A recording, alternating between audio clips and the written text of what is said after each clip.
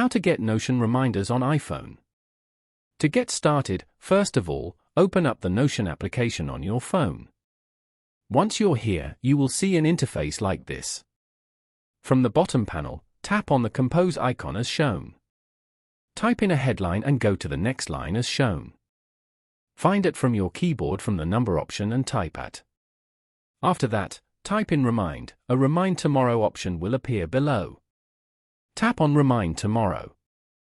Then a blue Tomorrow icon will show up. Tap on Tomorrow. After that, you will get a calendar. From here, you can tap and select your desired date. After selecting the date, turn on the Include Time option. Now, if you tap on Time Format, you can also set it from these options. Now, tap on the time zone. You can scroll through the options to select your desired one. Then, tap on the Remind option, which is below the time zone. Here, set the time of when you want to be reminded.